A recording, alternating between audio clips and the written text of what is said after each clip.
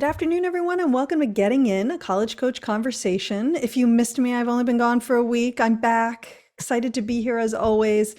I'm particularly excited today because it's November 2nd. So even though this isn't going to air until November 10th, we are throwing parties here because we have just passed the first major round of deadlines.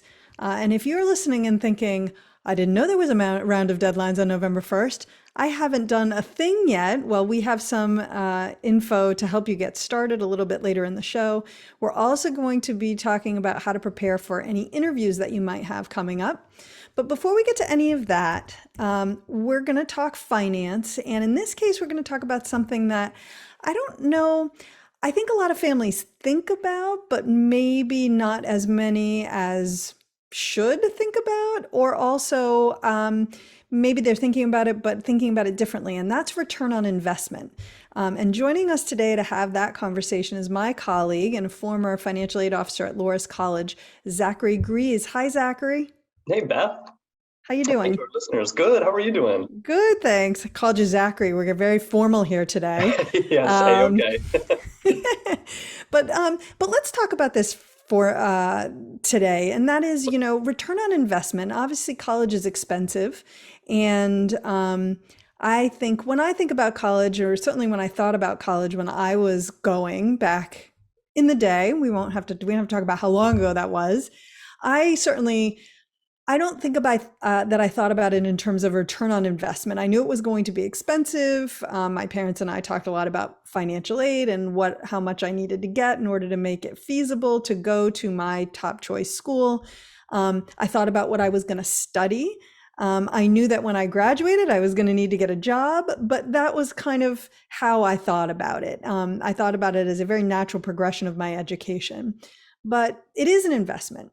And so when we think about it from that perspective, how as you think about how is investing in college different than, or possibly the same as, something like a home purchase or buying mutual funds or a stock? What kind of investment principles are at work here? I think that's a great place to start because perhaps most of our listeners have experienced those types of investments. And I think in college's cases, some of the hard data that might go into the choice to buy a home, it's a little more ambiguous. So I think that's a Mhm. great place to start. What I think some of the good principles are that mimic your choices to invest in a house are, you know, generally things like affordability, what is the expense, but more specifically, what I think is going to be valuable for listeners is to consider assigning some kind of a return to each of the options they might be considering. And I Mhm. think that relative comparison is where this becomes a really valuable way to include these numbers in your thought process. So you might look at, for students that are saying, I don't know if I will go to college or I won't, and you could consider using ROI to help inform a student what the value of choice one versus choice two would be. And I Right. think that kind of an exercise is going to be really enlightening, partly to help, the student buy into the experience if they're going to go and try to maximize it. But I Right. think even beyond that, I think it just helps to just understand what these directions are going to mean long term. Well, and one thing that you said that I do want to call attention to is when you are buying a house, most of us go in feeling like, okay, well, I have a budget, right? I know how much I can afford.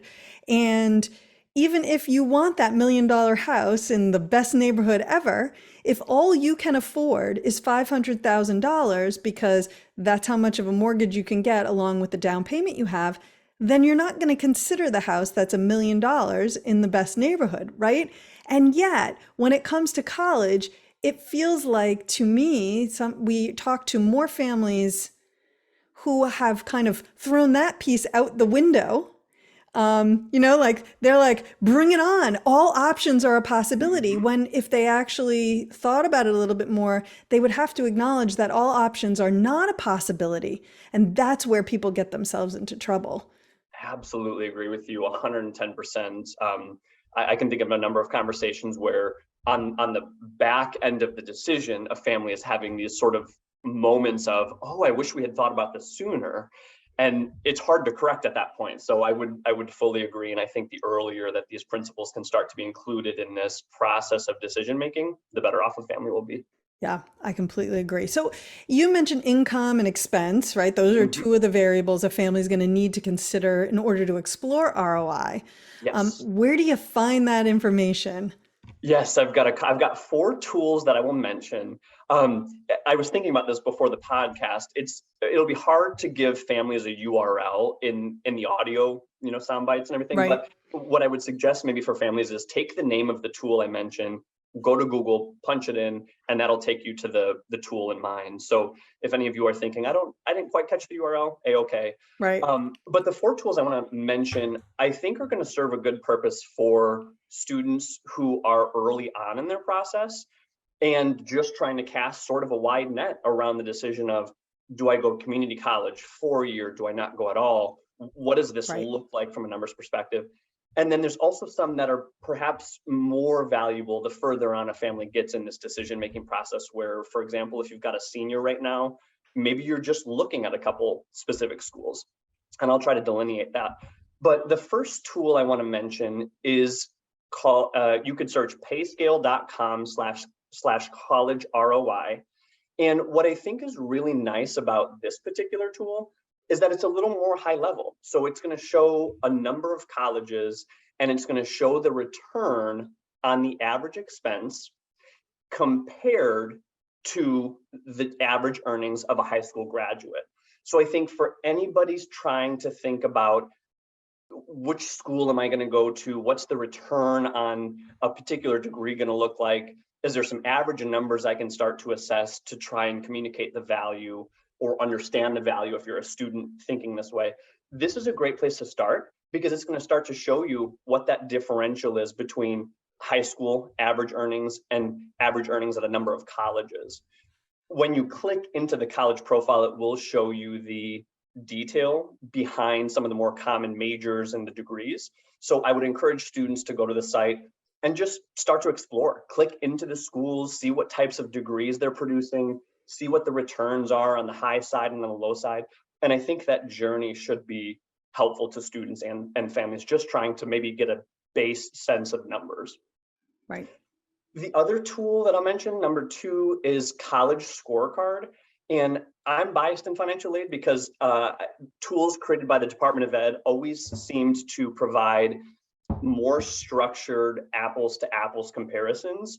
Whereas if you're using a college's numbers, there might be some difference in the formulas used to calculate something like a return. So I liked College Scorecard because this will show school numbers in terms of expense, and it will show earnings based on certain programs or degrees within a school. And it does it over a longitudinal period of time. So they're looking at some of these numbers 3 and 5 years out. And if there's enough students graduating from a certain program at a school, it can be a really nice way to compare a degree from one school to another in a very structured way where you're really looking at the apples to apples data. Right. So that was the second tool. And the third is a net price calculator. That's going to be a tool that a college produces to help you estimate cost after financial assistance. So you could use that to try and assess a specific cost at a college. You could search the college's name and the net price calculator, and it should come up as the top hit. And finally, there is a tool that I suspect many high schoolers may already be familiar with, but it's from the Bureau of Labor and Statistics, and it's called the Occupational Outlook Handbook. And this tool is really focused on trying to help students and their families project forward and say what types of jobs will be in demand, what's the job growth like in a certain field of study, what are average earnings in these areas. And this should help a lot on that income side to really look at, what are my options after high school, college specific options or non-college options, or options where a student might go to community college for some kind of a 2-year degree, things like that. Got it. I mean, those tools all sound amazing. As you were mentioning them and talking about some of these things, a couple of things come to mind for me. The first is I majored in English. So I have a feeling if I went and I looked at some of this, the salaries for English majors may not be so great. And so there's a part of me that finds the whole idea and concept of return on investment a little uncomfortable because I think an English major has served me incredibly well in my life and in my career, and it certainly hasn't prevented me from earning money, that enough money that I felt to live the life that I wanted to live. Is it the same as maybe someone who majored in engineering or became a doctor? Not necessarily, although I might point out that English majors become doctors. So I didn't, but it can be Yeah. done. And in fact, many, many people will go from something like an English major onto medical school. I'm digressing, but so, I love the idea of ROI and concept. I think it's important to be thoughtful about not putting everything into ROI, right? And into 100%. the salary that you're going to earn, but to be informed. And an example I that comes to mind for me is a few years ago, I was talking to a mom whose son was focused on becoming a teacher. And he had gotten into Boston College, and he'd also gotten into a local state school where he'd gotten a really big scholarship that meant that he wouldn't owe any money, and in fact they would could pay for it out of pocket. And but it's a local state school, and he was excited about going to Boston College, but they were going to wind up in debt. He was going to wind up in debt, and his goal was to be a teacher and to be a public school high school teacher. And so mom and I talked about looking at what are the salaries going to be, and was it really going to give him a higher salary to do what he wanted to do, to come from Boston College or the local state school? And the answer was no. And I actually don't know what ended up happening with that family, but to me, that's a great example of taking ROI into consideration, because the reality is that that degree in this case probably wasn't going to make a difference in how much money he was going to make. Now, if he decided to maybe do something different, then maybe that Boston College degree would have been helpful to him in some way, but that's where kind of the ROI thing is important. But to not digress too far from this conversation, I think the other huge thing, right, is that studies do show, I appreciate very much, and I want to be clear, both Zach and I want to be clear, right? College is not for everyone, and not everybody needs to go to college. But the data does show that if you earn a college degree, you will earn more money over your lifetime with a college degree than you will with just a high school degree. But there are some things that are going to get in the way of that ROI, or could cause you to maybe not achieve that goal. And so what are some of the pitfalls that people have to watch out for when it comes to ROI? Yeah, that's a great thing to look at, and I would echo your points too. I think it's a good element to keep in mind. I think it's a part of the process, but there's so many other elements that I think that was an awesome comment. But as far as pitfalls, my hope is that by looking at some of these, most of them are pitfalls once a student arrives to Right. college. So, you have ROI in the sense that you're trying to decide what option you're going to pursue. You select that option, and then it's in the execution where I think families maybe have a chance to optimize some of these return-based decisions they make, Mhm. or they fall into a pitfall where that return they were basing their decisions on is not quite seen. Right. But one example of a decision that could lead to higher expense and in turn less ROI would be, number one, the decision in some cases to transfer.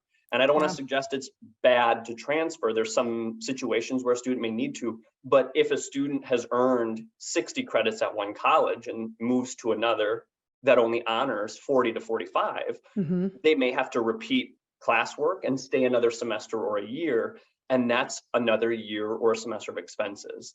So that's perhaps something to consider in this decision of how do I optimize, is to the best extent you can recognize that transferring can set you back. Right. The other thing similarly is if a student can either increase the speed with which they get their degree, they're optimizing their ROI because they're spending perhaps a semester less of expense. Maybe by taking summer courses or taking a few more courses throughout a few of the semesters to try and take an increased course load if they can handle that. Conversely, if they declare a major late or they have to retake classwork and they have to stay another semester or a year, just like that transfer student, it adds to the expense and it lessens the ROI no matter what college you go to.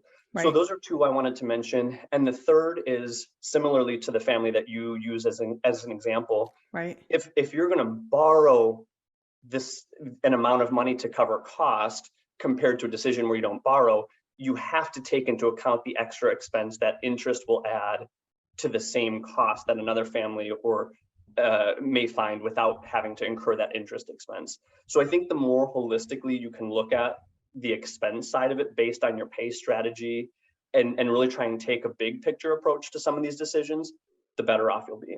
Right. And then the worst possible ROI is if you go and you don't finish, right? Yes. And you spend all that money and you never get the degree. Mhm. So to families, that is also a consideration. Sometimes the cheapest option, if the student isn't going to be happy there, and believe me, I am not advocating that you go into significant debt, especially if your student has a cheaper option, but helping everybody fall in love with all of the good options that are there and making sure they find their way once they get there. Because if you leave without getting the degree, that's going to be the worst ROI possible. Got it. Zach, thank you so much for joining today. I really appreciate it. Absolutely. Great to see you and best wishes. Thanks. Okay, well, when we come back, we're going to be talking about college interviews. They're not as common as you would think anymore, but we're going to give you some tips on how to do those. So don't go away.